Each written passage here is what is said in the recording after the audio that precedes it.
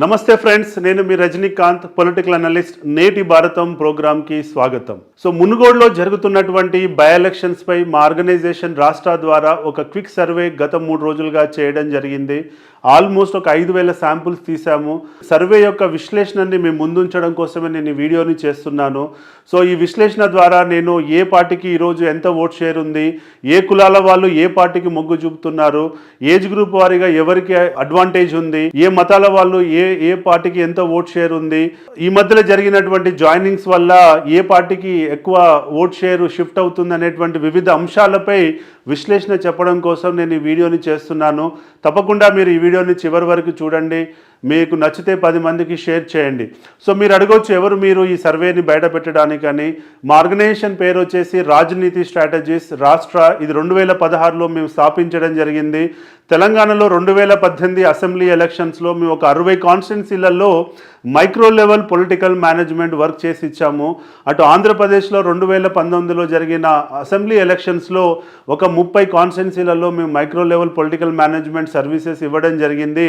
అంతేకాకుండా ఎన్నో బై ఎలక్షన్స్లలో కూడా మేము వివిధ పార్టీలతో కానీ అభ్యర్థులతో కానీ పనిచేసాం. కాబట్టి మా రిపోర్ట్స్ని మేము బయట పెట్టలేకపోయాం. ఎందుకంటే క్లయింట్కి వర్క్ చేస్తున్నప్పుడు వాళ్ళ రిపోర్ట్స్ కాన్ఫిడెన్షియల్గా ఉండాలి. కాబట్టి మేము ఎప్పుడు కూడా పబ్లిక్ డొమైన్లో డిస్కస్ చేయలేకపోయాం.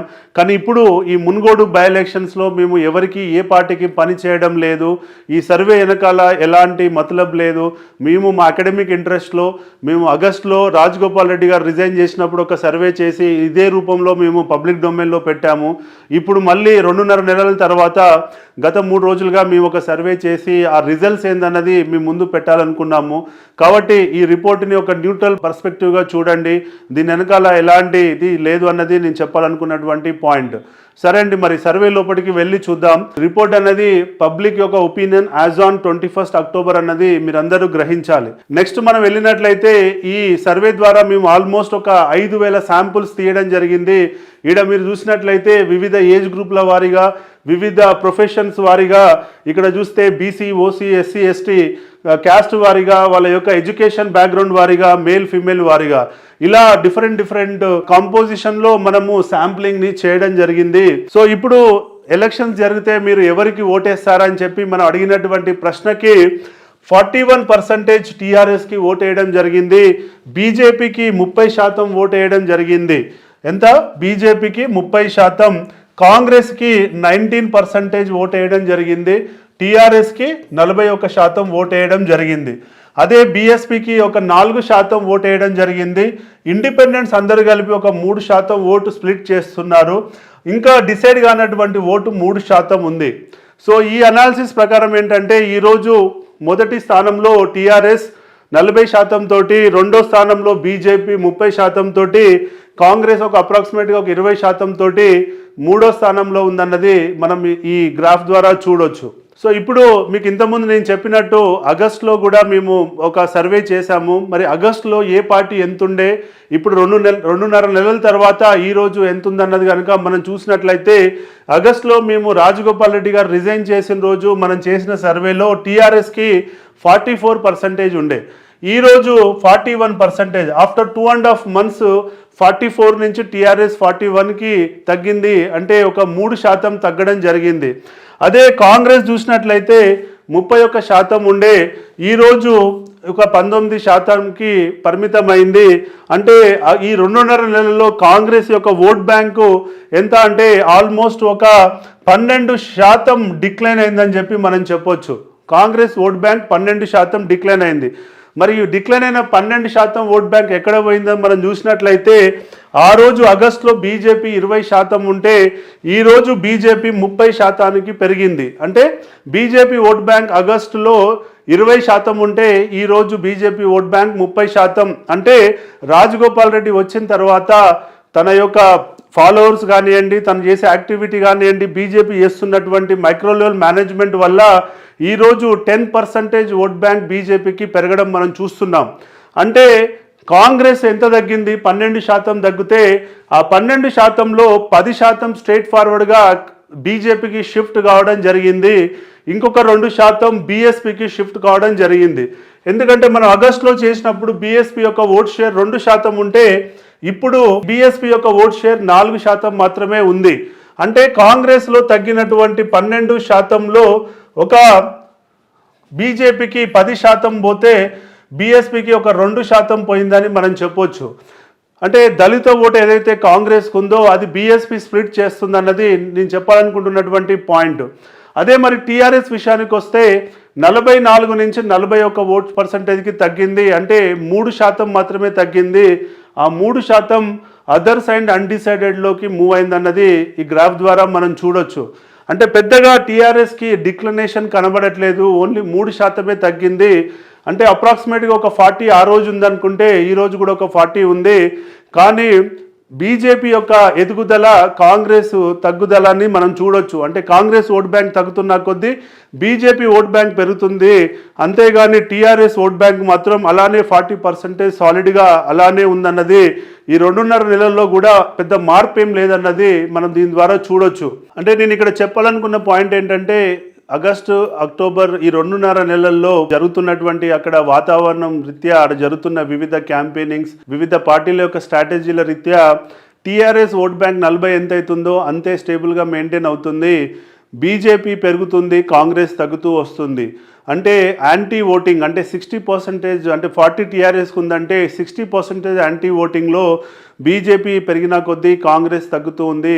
అంతేగాని వీళ్ళిద్దరూ కలిసి టీఆర్ఎస్ యొక్క ఓటును మాత్రం చీల్చే పరిస్థితిలో లేరు, అంటే తగ్గించే పరిస్థితిలో లేరని. సో మీరు నెక్స్ట్ అడగొచ్చు, మరి ఈ పర్సంటేజ్ పక్కకు పెట్టి అసలు ఎంత ఓట్ బ్యాంక్ ఉంది సార్ అని మీరు అడగొచ్చు. సో కాబట్టి ఓట్ బ్యాంక్ రూపంలో కనుక మనం దీన్ని అనాలిసిస్ చేసినట్లయితే ఇక్కడ ఒక 2,38,000 ఓట్లు ఉన్నాయి. అందులో కనుక బై ఎలక్షన్స్లో యూజువల్గా ఒక 82 to 85% ఓటింగ్ పడుతుంది. అంటే ఒక 85 పడ్డది అనుకుంటే బెంచ్ మార్క్ తీసుకుంటే 2 లక్షల ఓట్లు పోలయ్యేటువంటి అవకాశం ఉంది ఇక్కడ. సో 2 లక్షల ఓట్లు కనుక పోలైనట్లయితే టీఆర్ఎస్కి 41% రీత్యా ఇక్కడ ఒక 80,000 ఓట్ బ్యాంక్ ఇవాళ ఈరోజు ఎలక్షన్స్ జరిగితే ఒక 80,000 ఓట్ బ్యాంక్ ఇవాళ టీఆర్ఎస్కి పడే అవకాశం ఉంది. బీజేపీకి 30% అంటే ఒక 60,000 ఓట్లు పడే అవకాశం ఉంది. కాంగ్రెస్కి 19% అంటే ఒక 40,000 ఓట్లు పడే అవకాశం ఉంది. బీఎస్పీకి 4% అంటే ఒక 8,000 ఓట్లు, ఇండిపెండెంట్లకి ఒక 7,000 ఓట్లు, ఇంకా అన్డిసైడెడ్ ఓటు ఒక 5,000 ఓటు ఉంది. 2 లక్షల ఓట్లని బేస్ లైన్గా తీసుకుంటే, పోల్డ్ ఓట్స్ బేస్ లైన్గా తీసుకుంటే ఒక 10% నుంచి 12% మార్జిన్తో ఇవాళ టీఆర్ఎస్ గెలిచే అవకాశం ఉంది. అంటే ఒక 20 నుంచి 22,000 మెజారిటీని మనం ఇక్కడ ఈ స్లైడ్ ద్వారా మనం చూడొచ్చు.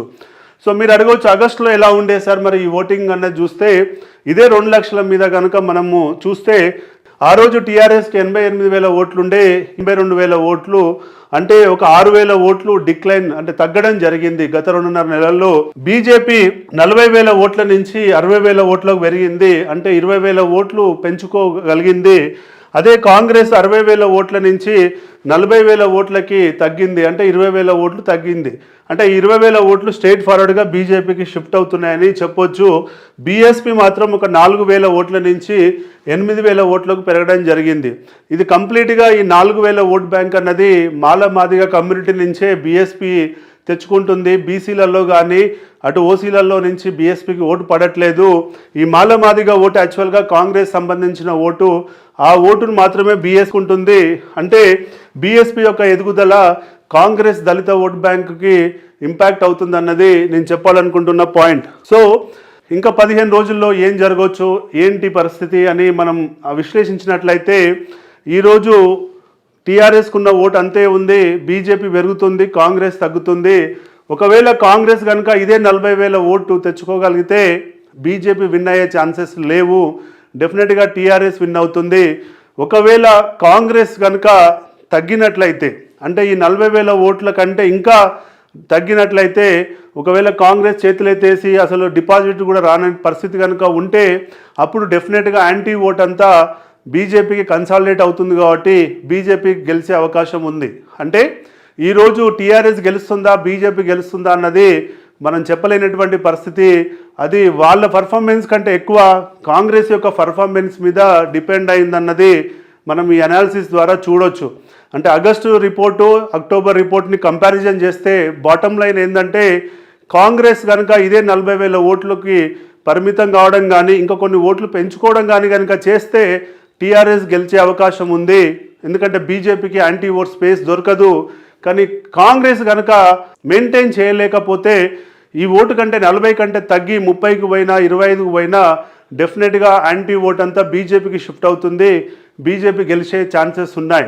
సో కాబట్టి ఇదండి నా యొక్క విశ్లేషణ. ఇటు టీఆర్ఎస్ గెలుస్తుందా బీజేపీ గెలుస్తుందా అన్నది వాళ్ళ యొక్క పర్ఫార్మెన్స్, వాళ్ళ యొక్క క్యాంపెయినింగ్ కంటే ఎక్కువ కాంగ్రెస్ ఏం చేయబోతుంది అనే దానిపై ఆధారపడి ఉంది. మరి అలా కాంగ్రెస్ టీఆర్ఎస్ని గెలిపించుకుంటే వాళ్ళకి భవిష్యత్తు ఉంటుందా, అటు బీజేపీని గెలిపిస్తే భవిష్యత్తు ఉంటుందా అన్నది మనం కాంగ్రెస్ పెద్దలకే వదిలేద్దాం. సో మనం ఇప్పుడు వరకు ఏ పార్టీకి ఎంత ఓట్ షేర్ ఉందన్నది చూసాం. ఈ ప్రశ్న అడిగినప్పుడే ఇంకొక ప్రశ్న కూడా అడిగాం, మీరు ఎందుకు వాళ్ళకు ఓటేయాలనుకుంటున్నారు అంటే ఎవరైతే నేను టీఆర్ఎస్కి ఓటేస్తాను అన్నారో వాళ్ళని మనం ఇంకొక సబ్ క్వశ్చన్ కూడా అడగడం జరిగింది, మీరు ఎందుకు టీఆర్ఎస్కి వేయాలనుకుంటున్నారు అన్నది కూడా మనం విశ్లేషణ చేద్దాం.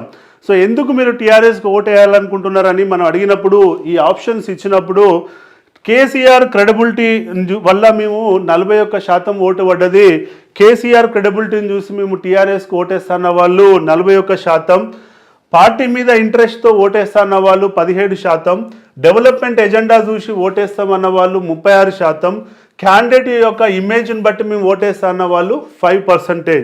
అంటే ఇక్కడ కేసీఆర్ క్రెడిబిలిటీ ఒక 40, అంటే కేసీఆర్ ఇమేజ్ని చూసి మేము టీఆర్ఎస్కి వేస్తున్న వాళ్ళు 40, కేసీఆర్ వస్తే టీఆర్ఎస్ గెలిస్తే మాకు అభివృద్ధి జరుగుతుందని నమ్మిన వాళ్ళు 36. అంటే ఆల్మోస్ట్ ఒక 76-80% ఓట్ బ్యాంకు ఈ agenda, development agenda plus KCR image తోటే ఓటింగ్ టీఆర్ఎస్కి స్వింగ్ అవుతుందన్నది మనం చూడొచ్చు. అదే ఇంట్రెస్ట్ అంత పార్టీ మాత్రం 17% ఉంది. టీఆర్ఎస్ వాళ్ళు మనీ ఇస్తారు కాబట్టి మేము ఓటేస్తామన్న వాళ్ళు 1% మాత్రమే ఉన్నారు. ఇది టీఆర్ఎస్కి ఎందుకు ఓటేస్తారన్న దానికి అనాలిసిస్. మరి బీజేపీకి ఓటేస్తున్న వాళ్ళు ఎవరైతే 30% ఓటర్స్ ఉన్నారో వాళ్ళని మేము ఎందుకు మీరు బీజేపీకి ఓటేయాలనుకుంటున్నారని చెప్పి అడగడం జరిగింది. వాళ్ళల్లో వాళ్ళు చెప్పింది ఏంటంటే బీజేపీ గెలిస్తే మాకు డెవలప్మెంట్ అవుతుందని చెప్పి 27% మంది నమ్ముతున్నారు, మోడీ యొక్క ఇమేజ్ వల్ల మేము ఓటేస్తున్నామన్న వాళ్ళు 16% ఉంటే రాజగోపాల్ రెడ్డి క్యాండిడేట్ వల్ల మేము ఓటేస్తున్నాం అన్న వాళ్ళు 38% ఉన్నారు. ఇదండి ఇక్కడ మనం గమనించాల్సింది. ఇవాళ 30% ఓట్ బ్యాంకు రాజగోపాల్ రెడ్డికి ఎందుకు వస్తుంది అన్న దాంట్లో 38% క్యాండిడేట్ని నమ్ముతున్నారు. ఇక్కడ పార్టీ మీద ఇంట్రెస్ట్ మాత్రం 17% మాత్రమే ఉంది. మనీ ఇస్తారు కాబట్టి ఓటేస్తున్న వాళ్ళు 1%, డెవలప్మెంట్ 27%. అంటే ఇంతకుముందు టీఆర్ఎస్ విషయంలో కేసీఆర్ ఇమేజ్ బాగా డామినేట్ చేసింది ప్లస్ డెవలప్మెంట్, ఇక్కడికి వచ్చేసరికి మాత్రం బీజేపీ విషయంకి వచ్చేసరికి మాత్రం Rajagopal Reddy image plus development agenda మీదనే ఓటు పడుతుందన్నది మనం గమనించవచ్చు. నెక్స్ట్ మరి కాంగ్రెస్ వాళ్ళు ఏం ఆలోచిస్తున్నారో చూద్దాం. సో ఇప్పుడు కాంగ్రెస్ వాళ్ళు ఎవరైతే 20% మేము కాంగ్రెస్కి ఓటేస్తామని చెప్పారో వాళ్ళని మనం అడిగాం, మీరు ఎందుకు కాంగ్రెస్కి వేయాలనుకుంటున్నారని అడిగినప్పుడు డెవలప్మెంట్ అవుతుంది కాంగ్రెస్ గెలిస్తే అన్న వాళ్ళు 25% మంది ఉంటే రాహుల్ గాంధీ క్రెడిబిలిటీ ఇమేజ్ మీద ఓటింగ్ వచ్చేసి 18% మాత్రమే ఉంది. కానీ పార్టీ మీద ఇంట్రెస్ట్ వచ్చేసి 41% ఉంది. ఎంత?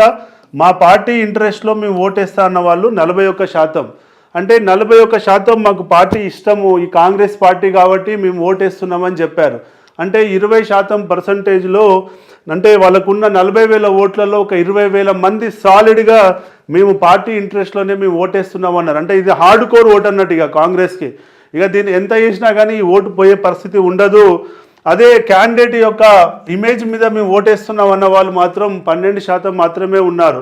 అంటే ఇక్కడికి వచ్చేసి కాంగ్రెస్ విషయానికి వచ్చేసరికి ఏంటంటే పార్టీ ప్లస్ డెవలప్మెంట్ ఎజెండా కాంబినేషన్లో ఓటు పడుతుంది. సో టీఆర్ఎస్ విషయానికి వచ్చేసరికి కేసీఆర్ ప్లస్ డెవలప్మెంట్ ఎజెండా విషయంలో ఓటు పడుతుంది. బీజేపీ విషయానికి వచ్చేసరికి రాజగోపాల్ రెడ్డి ప్లస్ డెవలప్మెంట్ విషయంలో ఓటు పడుతుంది. కాంగ్రెస్ విషయానికి వచ్చేసరికి కాంగ్రెస్ పార్టీ ఇంట్రెస్ట్ ప్లస్ వాళ్ళు వస్తే డెవలప్మెంట్ అవుతుందనే ఎజెండా మీద ఓటు పడుతుంది. సో ఓవరాల్గా ఏంటంటే ఈ 3 డిఫరెంట్ పారామీటర్స్లో వాళ్ళ యొక్క పార్టీలకు ఓట్లు పడుతున్నాయన్నది నేను చెప్పాలనుకున్నటువంటి అనాలిసిస్. ఓకే అండి, మరి ఇక ఇది ఇక్కడితో ఆపుదాము. ఎందుకంటే ఇంకా కులాల వారీగా, ఇంకా రిలీజియస్ వారీగా, ఏజ్ గ్రూప్ వారీగా ఇలా డిస్కస్ చేసుకుంటూ పోతే అటు మండలాల వారీగా కూడా డిస్కస్ చేస్తే ఈ రిపోర్ట్ చాలా ప్రమాదకరంగా మారే అవకాశం ఉంటుంది. ఎందుకంటే ఈ రిపోర్ట్ బేస్ మీద ఏ కులాల వాళ్ళు ఎటున్నారన్నది నేను డిస్క్లోజ్ చేస్తే ఇంకా రేపటి నుంచి ఈ పార్టీలన్నీ ఆ కులాల వారీగా వాళ్ళని ఆర్గనైజ్ చేసే అవకాశం ఉంది. అంటే ఇంకా రప్చర్ అయ్యే అవకాశం ఉంది. ఏ మండలంలో ఎవరు స్ట్రాంగ్ ఎవరు వీక్ అన్నది తెలిస్తే ఇంకా అది డ్యామేజ్ చేస్తుంది. కాబట్టి నేను ఆ డీటెయిల్స్లోకి వెళ్ళదలుచుకోలేదు. ఓవరాల్గా ఇక్కడికే ఈ సర్వే ప్రజెంటేషన్ని లిమిట్ చేయాలనుకుంటున్నాను. సో ఇదండి, మీకు ఒకవేళ ఎవరికైనా ఈ సర్వే మీద డౌట్ ఉంటే మీరు మా ఆఫీస్కి రావచ్చు ఏ టైం అయినా. కానీ మీరు ఎవరిని అడిగినా నా నెంబర్ తెలుస్తుంది. మీకు ఈ తీసినటువంటి శాంపిల్స్ యొక్క ఆడియో ఫైల్స్ కూడా మా దగ్గర ఉన్నాయి.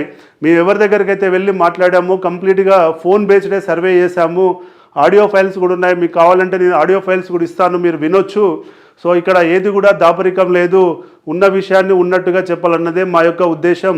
సో ఇంకా ఈ 10 రోజులలో జరిగేటువంటి పొలిటికల్ మేనేజ్మెంట్, పోల్ మేనేజ్మెంట్, అటు చూస్తే 30వ తారీఖు కేసీఆర్ బహిరంగ సభ ఉంది, అటు రాహుల్ గాంధీ గారి భారత్ జోడో యాత్ర జరగబోతుంది ఇదే రాష్ట్రంలో, అటు 31వ తారీఖు రోజు నడ్డా గారు కూడా వస్తున్నారు. కాబట్టి ఈ బహిరంగ సభలు లాస్ట్ 2 రోజుల్లో జరిగేటువంటి ఈ బూత్ లెవెల్ మేనేజ్మెంట్ వల్ల ఎంత ఓటు మార్పు జరుగుతుందనేది మనం ఎలక్షన్స్ అయిన తర్వాత మేము మళ్ళీ ఒక ఎగ్జిట్ పోల్ పెడతాము, అందులో మీకు చెప్పడం జరుగుతుంది.